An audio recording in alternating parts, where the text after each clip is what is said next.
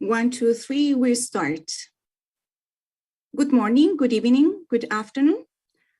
You are most welcome to the webinar, Developing Effective Risk Management Frameworks, Case Study on Climate Change, Excellence in Science, Thought Leaders Seminars. I would like to give the floor to Dr. Bram Govaerts, CIMMYT Director General, in order to introduce our special invitee of today. Dr. Bram Govaerts, the floor is yours. Thanks, Isabel, and happy to see so many connecting and still others connecting to this seminar. I'm currently in Guatemala, where we just launched a regional integrated initiative for Agri-LAC for Central America. So I think this topic was actually surprisingly high on the agenda, where how do you manage effectively risks in the agri-food system in a very risk-prone area, which is Central America. And I know when we look at, when you see the title and we think in our organization about risk management frameworks, this is not, we immediately think about COVID management and wearing masks and things like that. I think this is not what Taylor is going to be talking about. I'm actually quite sure it isn't. It is about the risk management mindset, that if we want to cast back to have a better world in 2100, what we need to do today, if we want to really come up with how do we resolve tomorrow's problems today instead of resolving yesterday's problem, you have to start from a risk management and probability framework in order to do that. And I'm actually really happy that Taylor accepted that, because he's quite busy. So getting this slot in your agenda, Taylor, shows how you care for us, and thanks for doing that. Taylor is the director of E3G, the Risk and Resilience Program. He works with governments and public institutions and private sector to ensure their decision-making, and this is a very important word, that our decision-making or their decision-making is informed by better understanding the climate risks. So Taylor has worked with a broad-based and diverse coalition of organizations, economic, social, and climate resilience, that are working on those topics. And Taylor's expertise includes risk assessment and management, the geopolitics of decarbonization, and the implications of climate change for national and international security. So I think several of the conversations we have been having, how agriculture is connected to peace, how we need to look at climate change as a driver for our decisions, and how decarbonization of the agricultural food systems will be important, are coming together in this talk. So actually, I was wondering why we haven't been talking to each other sooner, but let that be changed from now on. Taylor received an MPA in Public and Economic Policy from the well-renowned London School of Economics, and holds a dual bachelor in psychology and English from the Syracuse University. So very interesting multidisciplinary elements coming together in one person. Over to you, Taylor. Thanks for doing this. Thank you very much, Bram, for the kind introduction. I think you've framed the conversation very well already, and I agree. It's a shame we haven't been talking for years already, but it's great to fix that today. And I should also thank Isabel and the entire organizing the event, as well as Jay for making this connection and for some very helpful guidance on the presentation, which I will attempt to pull up now, if I can find my slides. Let's see. Sorry, too many windows open, but I've got it now. Okay, hopefully everyone can see that. Yes, yeah, maybe you can make it in presentation. Okay. Yes. Great. Yes. Does that work? Great. Okay. Yes, I mean, as I think Bram has already laid out very well, what I was hoping to do today is just to talk briefly a bit about some work that we've been doing at E3G, really for about the past 15 years and a bit longer now, on thinking about what would it look like essentially if you treated climate change and other systemic risks as a risk management issue, which I think has become, a more sort of widely accepted approach recently, but when we started this work was something of a novel idea. And obviously, you know, also in this context, of course, trying to think about whether there are lessons in the sort of food systems and agricultural space that could be useful based on some of the work that we've done on climate, where food is one piece of that, but just one piece. And I'm sure many of you will be well placed to tell me, you know, where there may be interconnections and useful lessons to be learned on both sides. So I'm also very interested to hear. Hello, sorry. Oh, sorry. Excuse me, Mr. Shoko, would you please turn off your micro? Mr.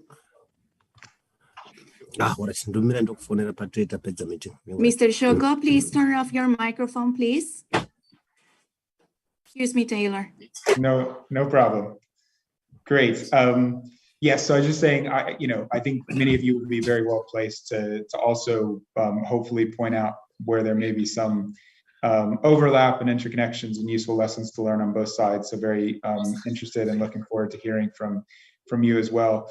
In terms of the agenda, I'm just going to very quickly sort of define terms, what we mean in this context by risk and risk management.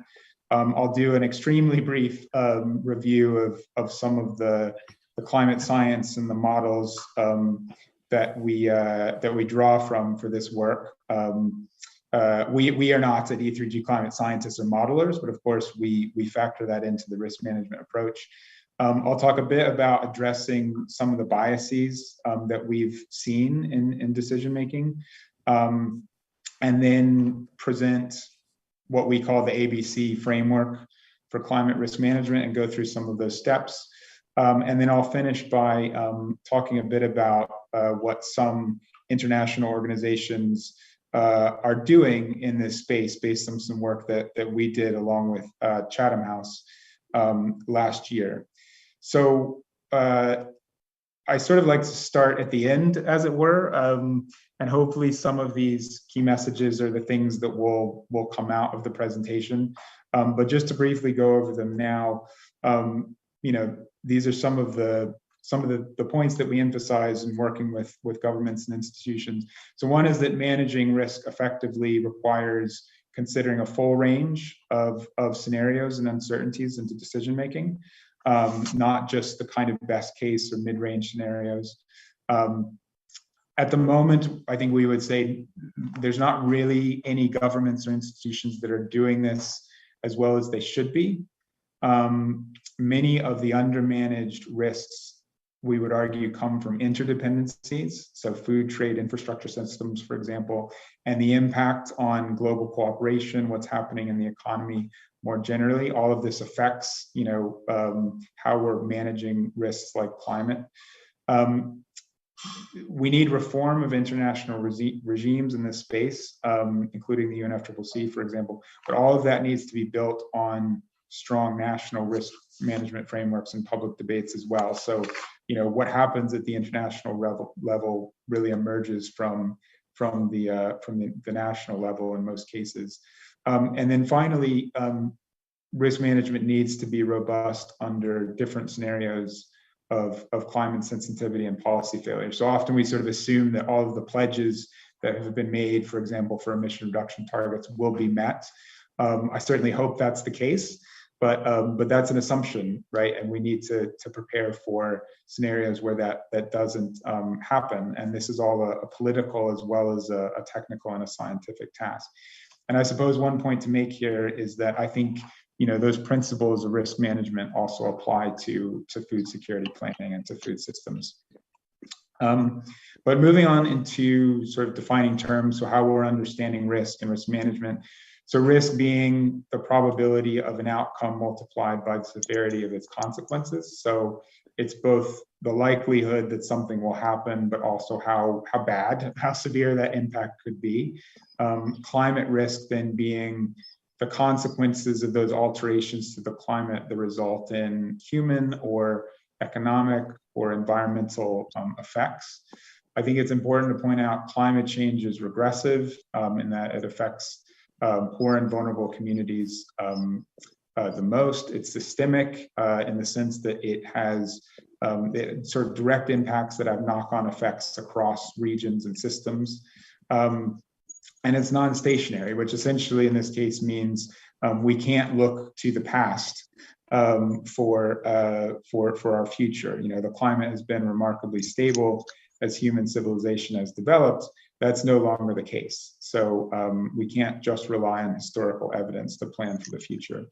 And then a key point here is also just that, you know, an outcome could be low in terms of its probability of occurring, but if it's an existential risk, then the risk, of course, is high. And I think the same applies when you don't know what the probability of an outcome is.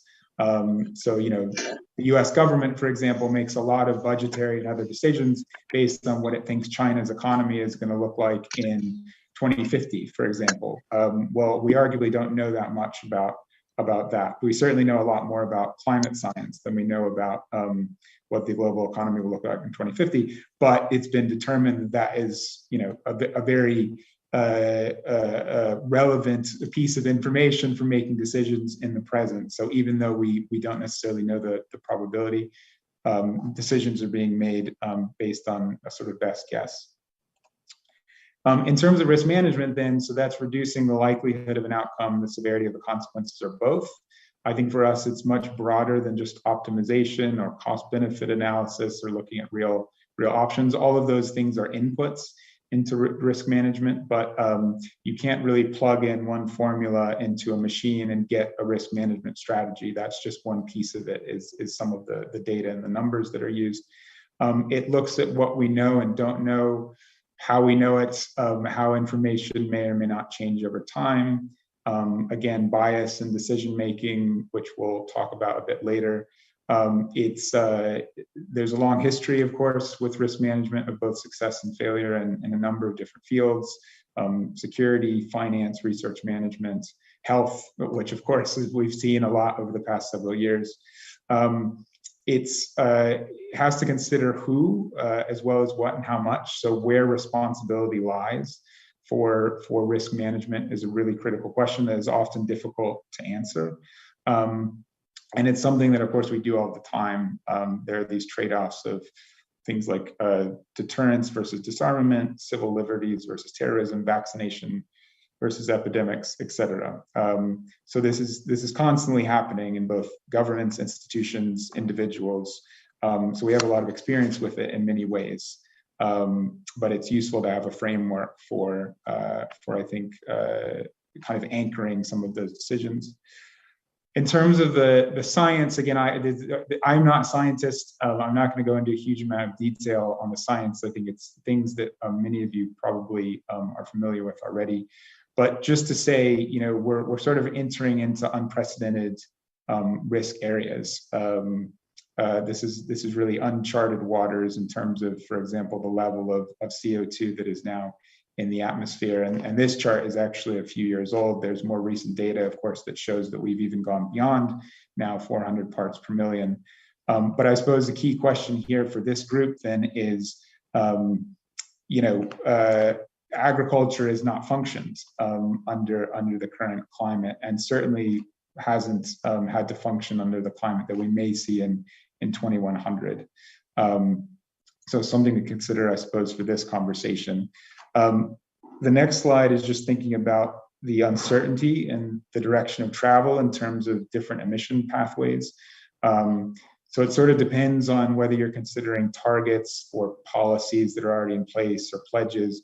But basically, we're kind of headed for over 2 degrees, even if you consider, you know, current policies that are already in place. Those pathways depend on a lot of things, many of which are difficult to model. So trade flows, conflict, access to capital, you know, what's happening with the global economy in general, the financial crisis in 2008, 2009, all of these things have affected these models that typically show very smooth curves, which doesn't then, of course, happen in real life. And so all of that is true, as well as factoring in, of course, the cost of fossil fuel prices, which are also volatile, technology trends could still make an enormous difference. Of course, very few people predicted the rapid fall in the price of renewable energy since 2010, which has affected some of these pathways.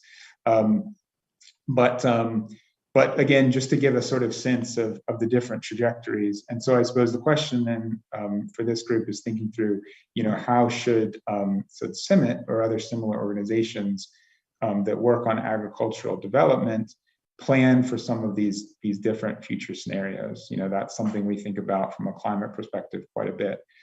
That's the question I would pose here. Just to say that climate is, most studies assume that temperature trends are linear. Of course, research demonstrates that warming trends are non-linear. It's accelerated over most of the 20th century and is much stronger since 1980 than calculated by linear methods. So just to say, you can see sort of abrupt and disruptive changes with the climate. This next slide is looking at what's often called the burning embers graph that is used in the IPCC reports.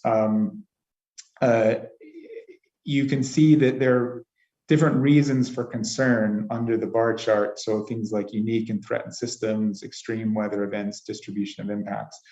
I think the point to get across here, this graph has changed over time, showing that impacts are worse at lower temperature thresholds than we expected. So for example, you can see on that first bar, RFC1, unique and threatened systems, even at just over 1 degrees where we already are, the risk is very high for unique and threatened systems. And certainly once you get above 1.5 degrees, you enter into pretty dangerous territory, which brings me to the next point, which is on the sort of elephant in the room on climate change, which is these tipping points, which are abrupt and possibly irreversible changes in Earth systems. Things like, the Greenland ice sheet, loss acceleration, the Gulf Stream breakdown, permafrost melting, for example, in the tundra. We used to think that many of these tipping points, you don't really get into the danger zone until you're getting, upwards of 3 degrees or more. But the latest science shows that there are warning signs flashing even now at just over 1 degrees, and that you could certainly see Greenland or West Antarctic ice sheet collapse once you see something like 1.5 degrees or thereabouts. So this is a really important thing to consider in risk management that is often not included, is because it's very difficult to model economically the implications of crossing some of those thresholds. And so a question again here for this group is, what risk do tipping points pose to the world's bread baskets, for example, and what could we potentially do to mitigate those? The next slide is looking at one of these tipping points specifically. So that's a section of the Gulf Stream, essentially, the AMOC. And there's been some modeling work done fairly recently that would look at, if you factor in climate change and AMOC collapse, what would that mean in terms of arable land? On the left side, and I'm sorry, I know you can't see this particularly well, particularly on the right, but just on the left side is looking at the United Kingdom specifically. The left picture is in 2020, and you can see the yellow and red areas, that's arable land. The right side is in 2080, factoring in a collapse in AMOC and climate change. And you can see you move from quite a bit of arable land to almost entirely grassland in the United Kingdom. And then on the graph on the right, essentially that's looking at wheat, maize, and rice, suitability of land and the change in the suitability percentage. Basically, the purple it's becoming less suitable for those crops. And you can see, particularly for wheat and maize, factoring in climate change and the AMOC, about half of the remaining suitable land is lost for wheat and maize. So, that kind of collapse, when you also factor in climate trends, would have a really catastrophic impact. This graph is a little bit out of date now. It's from an Oxfam study in 2012, but I think it's a sort of helpful illustration. They did some analysis around the average price of staple foods, showing that that could more than double in the next 20 years compared with 2010. So according to their analysis, for maize, that could rise by 177% by 2030, with up to half of the increase due to climate change. It was 120% for wheat, with about a third of that increase due to climate change, and processed rice was 170%, with about 1/3 due to climate change. So this is obviously a very heavily abridged version of the wealth of knowledge and science and data that has come out recently, but just wanted to pull out a few things and graphs that we often use to give a bit of a sort of a taste of some of the risks that are rising very quickly. But moving on to thinking about what this means for decision makers and their bias and perception of climate risk. So I think, we often hear, well, we know so much about the risk of climate change, and yet we're not doing enough. But I think I would argue that actually we don't understand climate risk particularly well. There's a lot of data we have, and there are people who have a very good understanding of climate risk. But I think in terms of decision makers, the public at large, there's still a big gap to cover. And so I think the question is, what are the challenges there? I think one is that uncertainty is often misinterpreted. It's typically, well, not typically, but sometimes presented as a reason for inaction rather than action. There's a lack of understanding of what uncertainty means in general, and the fact that there are these scenarios out to 2050 or 2100 that have pretty big discrepancies in terms of, tons of carbon under a single temperature threshold can vary quite a bit. So I think that's often sort of misinterpreted or mispresented or misunderstood. I think the perception of risk changes for decision makers when you see how estimates of climate sensitivity and damage have changed over time. And again, this goes back to that burning embers graph. It's not something that people hold in their memories particularly well. And going to the next point, I think, we have our mental models of how we think things are supposed to work. And I think for most people, the climate change is something that's going to happen far into the future, that's going to evolve very, very slowly. Whereas actually we know that there's evidence that things can change faster than we are expecting. And again, some of those estimates of damages, for example, of lower temperature thresholds have gotten worse recently. And then to the tipping points point again, the framing of decisions around climate can shift quite quickly from an economic cost-benefit analysis approach to more of a security-based precautionary approach when you factor in some of these tipping points, which again are very difficult to model economically. And in terms of some of the bias that in current risk assessments that I think we need to overcome. So one is on climate sensitivity. So even in the sort of best case scenario with emission reductions, the risk could still be quite high, particularly if we're underestimating the sensitivity of the climate. So that's essentially how much the temperature rises for every doubling of parts per million of CO2 in the atmosphere. So that suggests, trying to, doing our best to minimize the chance of overshooting some of these thresholds, like 1.5 degrees. In terms of vulnerability assessment, I think impact analysis is still quite immature. It tends to underestimate the impacts, underestimate volatility, extreme weather events, and also, again, some of these interdependencies between different systems, security, stability, impacts, etc. There are lots of mitigation uncertainties in terms of technology disruption, cooperation, global supply chains, diffusion rates of international finance, for example. that are, again, difficult to model.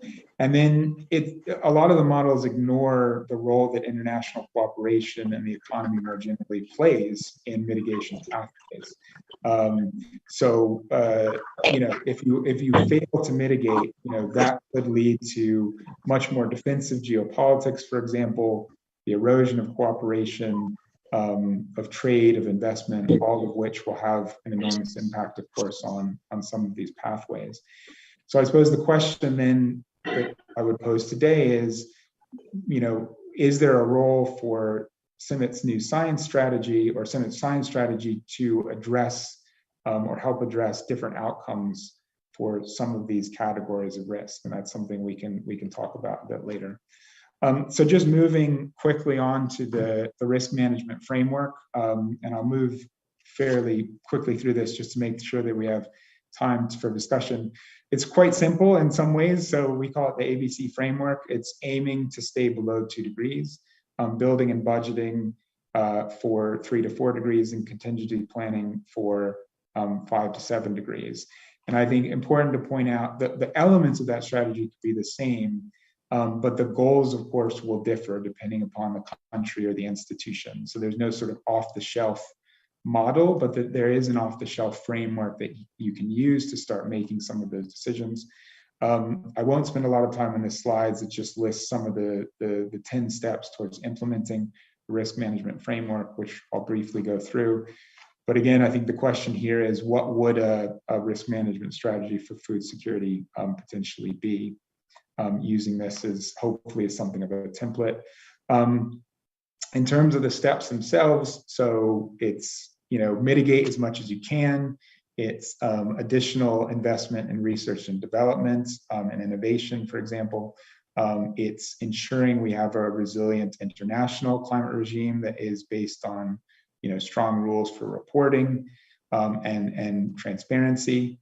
Again, I think a question for this group is there a role that food systems and agricultural development can play in achieving some of these milestones? Obviously, there's overlap between agriculture and emission reductions, between the need for research and development into agriculture, for example.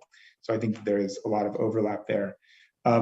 This, again, just speaks to the point around the need for very strong national climate risk assessments to feed into the international system, for example. So countries having a good understanding of what their own risk goals are and having the right parts of government and the right citizens involved. I think historically this debate has really been dominated by what we would call the climate makers, and the climate takers, which I would include the sort of food systems and agricultural sector, have had less of a strong voice and ways to sort of influence government historically, and I think that needs to change. But I think a point here at the national level is, food system risk is, of course, very critical for every country's risk assessment. So is there a role for CIMMYT in helping with national risk assessments in this context, given its reach? And should that be part of its mission? Or is that something that CIMMYT is already doing? So the next slide is thinking about these high impacts or interdependent impacts, which we've talked a bit about later. Some of the gaps in the risk assessment being based on these interdependencies that exist. So sort of going beyond just technical planning to address, for example, the impact of instability on adaptation investment and things like that. So trying to bridge this divide between what's happening at the national level and the international level. The next sort of set of recommendations is around, for example, climate we know is already stretching preventative and humanitarian interventions. There's a very recent example of, grain being stuck in Ukrainian ports. We knew that there was a risk of a war in Ukraine, but there was no contingency plan. Making sure that we're increasing the resilience of international resource frameworks. So climate is already causing tension over scarce resources. That means we need to strengthen international mechanisms to reduce resource conflict. And then the last point on the slide being around data, ensuring that we have not just the right data, but also some of the right decision-making support mechanisms that are needed.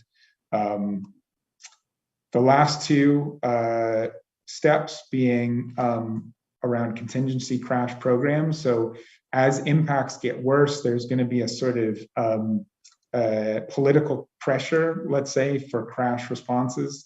There are technological options, bioenergy with carbon capture, for example, direct air capture, geoengineering approaches, but many of those have high climactic or security or feasibility risks. And so we need some sort of contingency plans or international cooperation around some of those options. And then finally, again, the point around tipping points. We're not systematically monitoring tipping points or factoring that into risk assessment at the moment. And that means we're not doing risk management comprehensively. And so I think a question here just to pose is, what would food security contingencies look like in a high impact scenario? And also, again, what tipping points are most relevant for food systems, and how can we prepare either regionally or globally? This is just a sort of framework that we use in terms of how you could design decision support systems. I think the point here is in the middle, really. We have a lot of data. We know we have to make decisions. I think what the biggest gap has been in having the right institutions and the right people who can take the data and turn that into policy options that can be given to decision makers in a way that is actionable. And of course, this is all a process of challenge and consultation internally, or at least it should be. Just to very briefly talk a bit about what some international organizations are doing.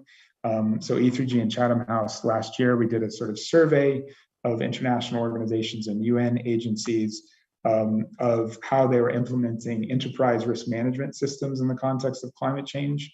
So enterprise risk management just being a sort of broad term that describes a process for identifying, prioritizing, and acting upon risks at the institutional level.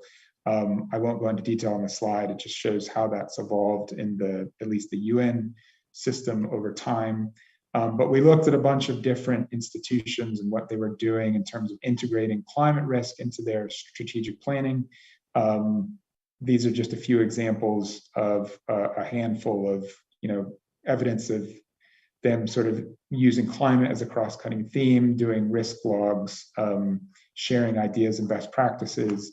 I've included a short case study on the World Food Program, which I won't go into a huge amount of detail, but essentially they have made some progress on climate in terms of assessing the risk at different levels, looking at the country level and measuring risk appetite, having a corporate risk register. At the same time, a lot of what they're doing is assessing whether staff have sufficient skills on climate change, rather than trying to implement a sort of, comprehensively implement climate change in their risk management framework. And this is just thinking about what are the functions that an institution could play in terms of a systemic risk like climate change. So the first, of course, is you need to maintain your mission resilience. Otherwise, everything else sort of becomes irrelevant. There's a foresight and early warning functionality of being a resource of expertise and understanding the risks and communicating them externally. There's the country engagement piece, so acting as a thought leader vis-a-vis national governments to help with their development of their policies and governance. There's just ensuring the day-to-day operations and ensuring field work can continue. So that's the more operational resilience. And then there's peer-to-peer engagement. So again, this is being something of a learning hub, essentially, within the broader community of similar organizations. And then this is my last slide, so I am wrapping up. I think it's important to consider, we hope and we think that the risk management approach can also help to reframe and influence the public debates around some of these difficult, thorny problems and systemic risks. I think there's been an underemphasis again on things like extreme scenarios and scientific uncertainty. This framework is a way where you can allow debate where information can be used and assessed pragmatically, rather than just a sort of is it a problem, is it not a problem kind of political debate. And I think we would argue you need to reframe this conversation around, it's not just based on kind of economic analysis and technology costs and what is possible to do economically, but how much risk are you prepared to take? I think that's a question that every government and institution needs to make in this context.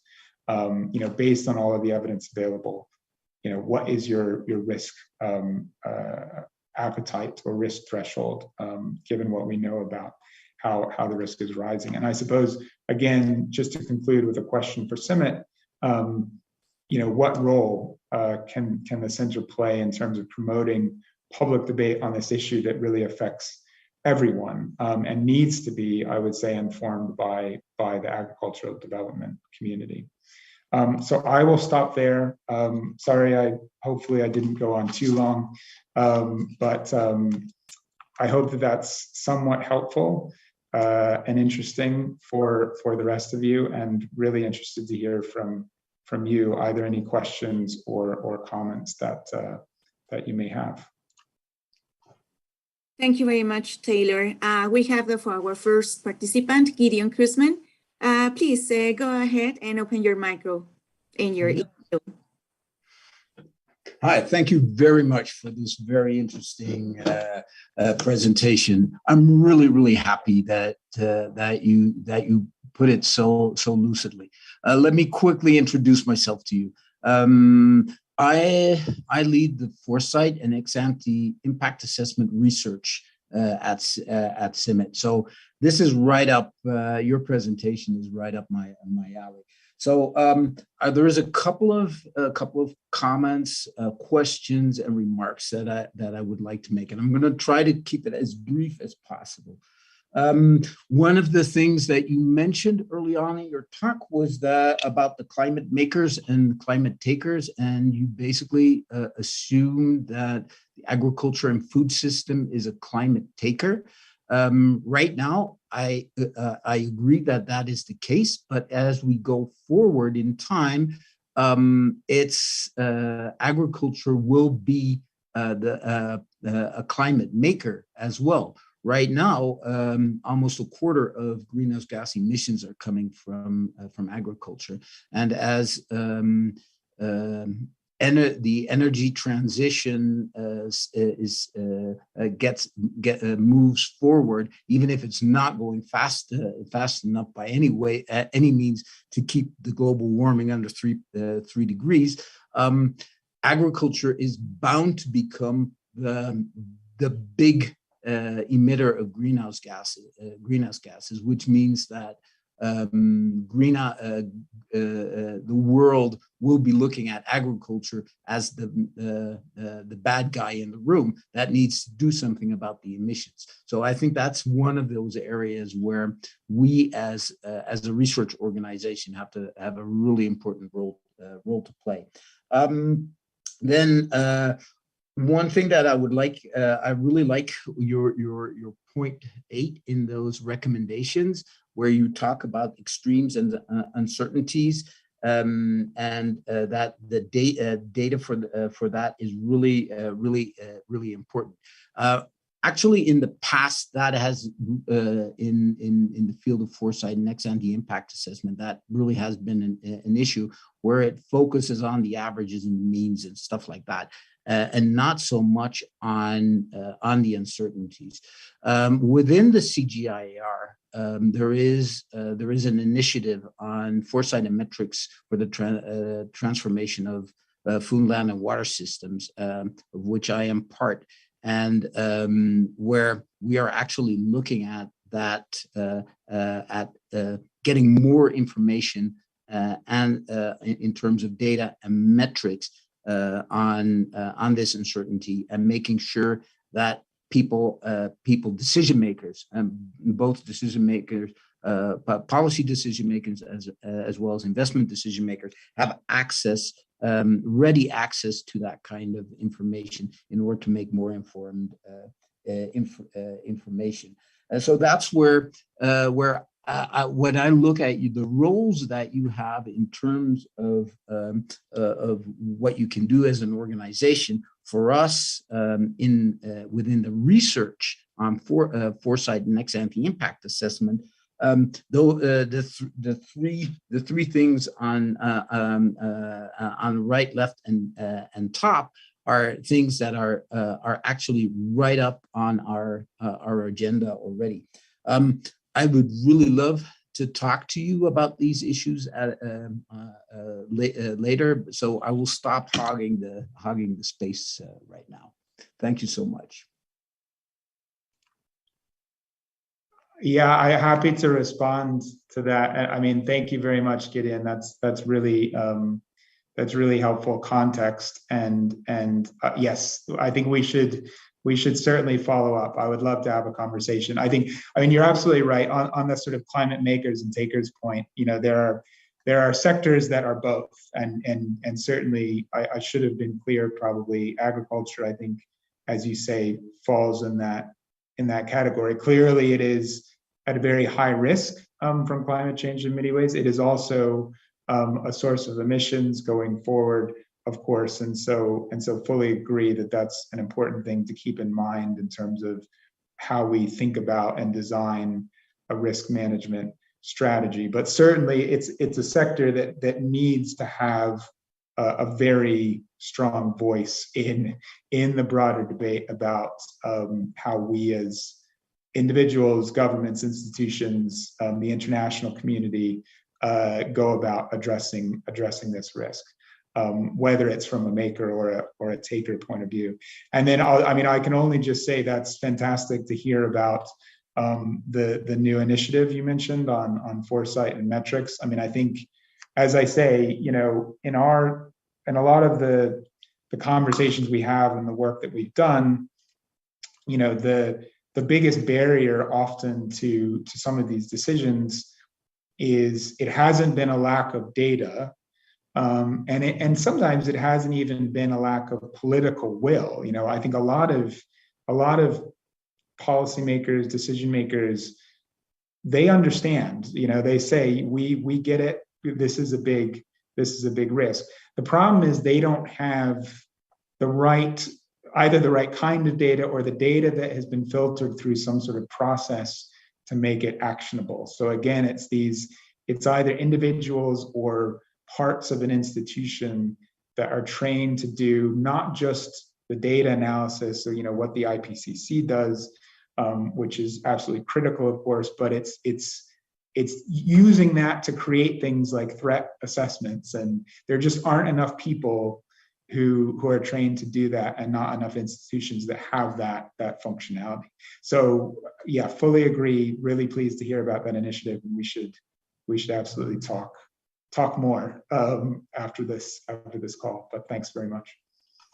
Thank you very much, Taylor, for this good discussion. I would like to give the microphone to Jay. Please open your micro and your video. Thank you.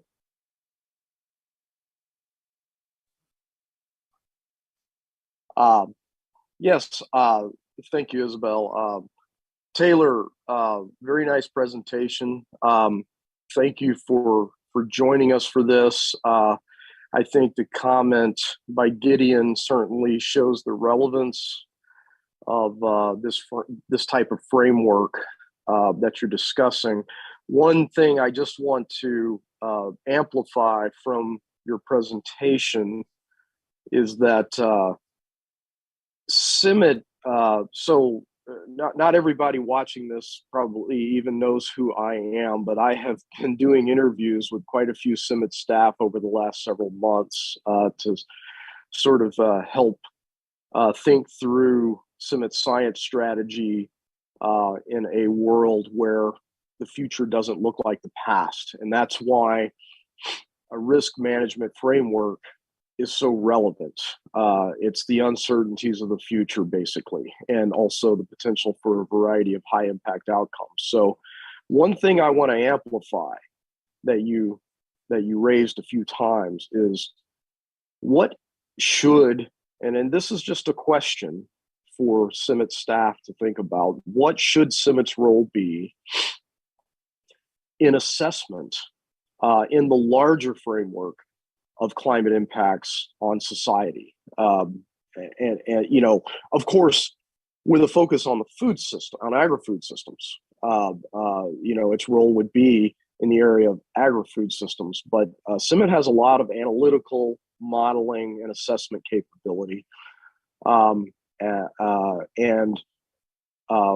we have these needs in the world on country level and international systems for managing climate risk. So I just want to amplify this point about what could CIMMYT's role be in that process with regard to agri-food systems. CIMMYT has very good relationships with a large number of countries, of governments. And so you made the point, Taylor, that there has to be each country has to assess its risks and decide what its appetite is for risk, or in other words, how much risk it thinks it can stand or be resilient against. And so I just wanted to amplify that point a lot. One of the things I heard as I talked to staff is that there's a general attitude, perhaps, that getting involved in policy elements, and that's what we're talking about here. We're talking about science to inform decision making. Getting involved in policy elements is not CIMMYT's job. That's IFPRI's job, perhaps, or something. But you know, IFPRI doesn't have all the expertise that CIMMYT has. It doesn't have the boots on the ground everywhere that CIMMYT does, and it doesn't have all of the bilateral national relationships that CIMMYT has. So I just want to point this out as something for CIMMYT staff to consider as they look to the future. Thank you again, Taylor. This was very helpful. Thanks, Jay. Yeah, I mean, you put it very well. So I don't think I need to say much more than that. I guess I would just say, I mean, I certainly think that there is a huge opportunity for CIMMYT to play a role in this space, right? I hope that that's the case. If there was one slide, maybe I would emphasize it was the one towards the end where it looks at the different possible functions that international organizations could play. And there was this sort of circle in the middle, which is ensuring your mission resilience, which of course everything flows from that. And we need to, you know, make sure that you can continue to deliver your mission as an organization under a range of different temperature thresholds. But then there were these other really, I think, critical pieces around, as we just discussed from Gideon's comment, the sort of foresight and early warning and the role in communicating some of the risks to the public or to other organizations. There's the, as I said, the kind of country level engagement where it's informing, you know, what countries are doing, at least from a sort of educational standpoint. I understand the sort of sensitivities around policy. And then as well as just sort of the operational resilience. But then the fourth one, I also think being often kind of overlooked, but really essential is the learning and knowledge management. You know, I think the thing about climate change is no one knows everything about it. There's a great deal of uncertainty. There's a lot of expertise, but it's fragmented and it's time bound. You know, if you pass thresholds, there are things that you can't necessarily come back from. So we don't have enough time for every institution or every country to do everything on its own, starting from scratch and try and figure this out, which points to the need for better models and approaches for learning from each other for knowledge management to make sure that we sort of accelerate this as quickly as possible. So I guess that just, I hope that kind of framework is somewhat helpful in trying to think through what are the different functions that particularly the international organizations can play. But yeah, I think that's a really important point, Jay. Thanks. Hi, Tyler. My name is Khondokar Mutaleb, and I'm from CIMMYT XNT specialist. I'm here. Actually, I enjoyed your presentation. It's a wonderful presentation, and particularly the definition, how you define risk is equal to probability multiplied by the severity. The moment we say the risk is this, then you are actually pointing the how to, work with to deal with this risk, right? We can try to reduce the probability of happening something by taking some adaptive measures, at the same time by how to do something to reduce the severity of. Actually, CIMMYT is working a lot on this ex-ante team, our team. For example, you know that because of climate change, we also blame that new diseases are coming in the world, right? New crop diseases. Like many years, wheat blast, it was confined mostly in the South America. But in 2016, this blast has emerged in Bangladesh, first time in the history. And now the blast is in Zambia. And CIMMYT worked very quickly to mitigate this problem by developing a blast-resistant variety. At the same time, by deploying our forces in those countries like Bolivia, Bangladesh, and Zambia. So CIMMYT is working on that. Also, as you said, the climate change is a like black box. There are so many things out there. There are so many things. For example, if you see in Europe right now, the immigrant people, Bangladesh is number 6. There is no war. There is nothing, right? So I can link with this one because in the coastal area of Bangladesh, salinity intrusion is a big problem now. Like 1 million hectare of area of Bangladesh is, it cannot grow. 50% of that area you cannot grow in dry season because of intrusion of salinity.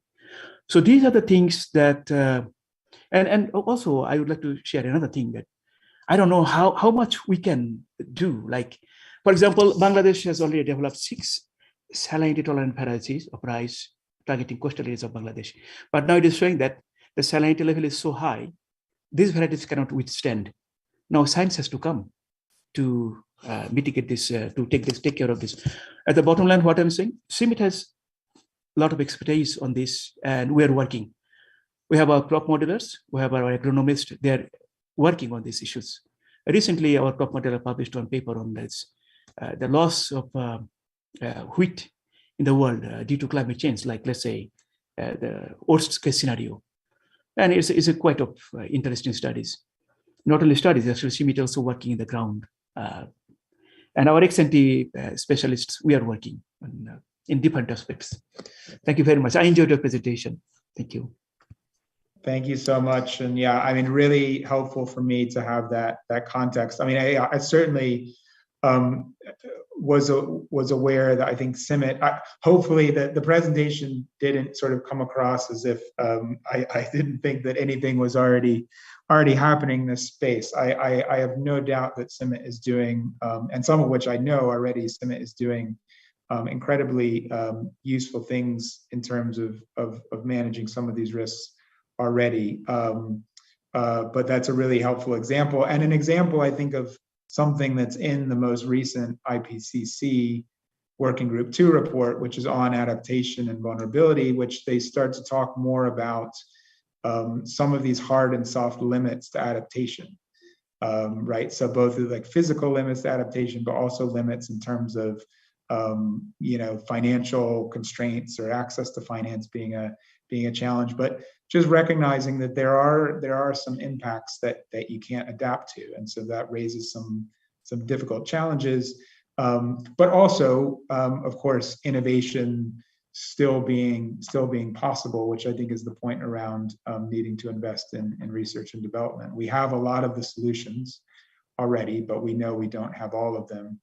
And so one of those steps, again, in the presentation being and putting together risk management framework is investing in R&D and innovation. But no, really appreciate those examples there. Thank you very much, Taylor. This is very interesting. We have one comment in the chat box from Victor Comerel. How much climate risk are you prepared to take?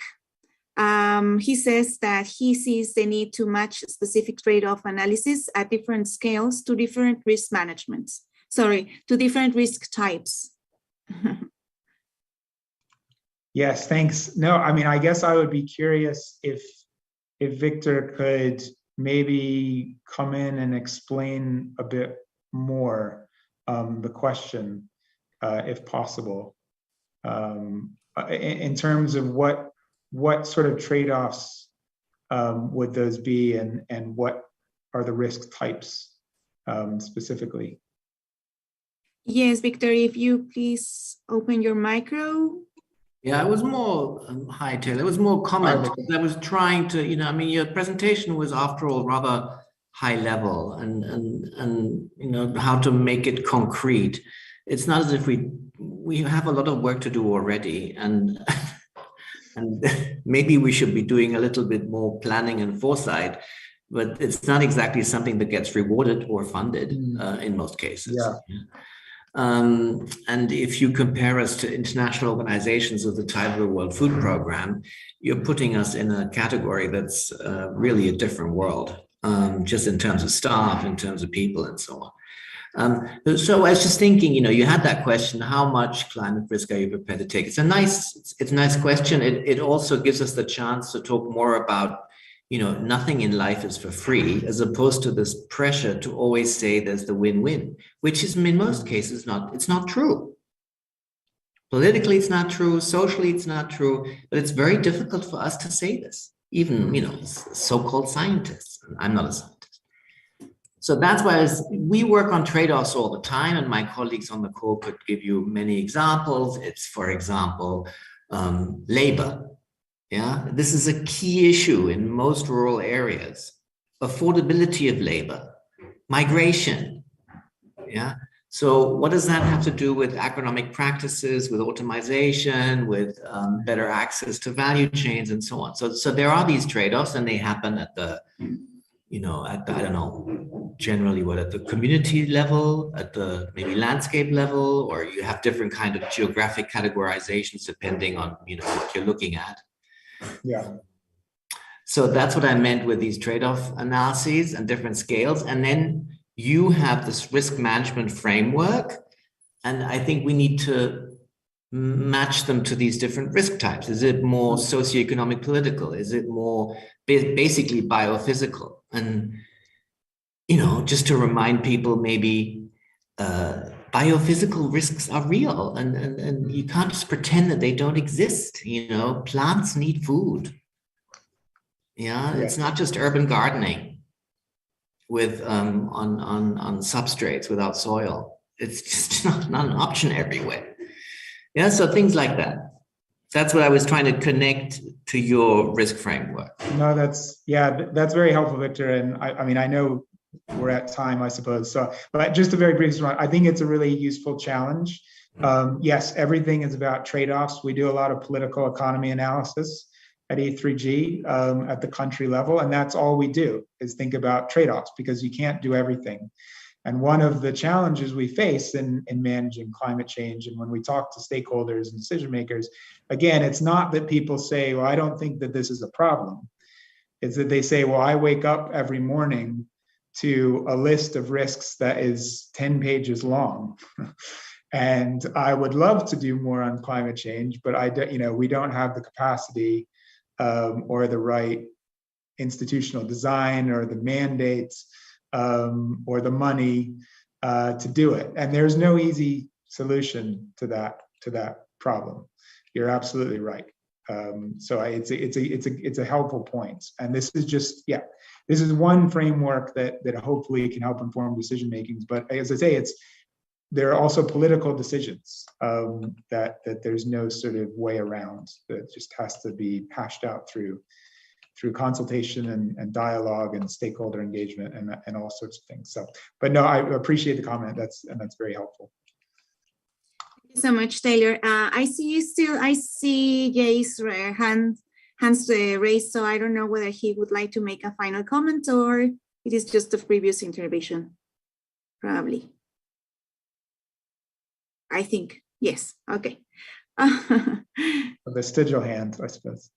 Yes, okay. Okay, so thank you so much on behalf of the International Maize Wheat Improvement Center.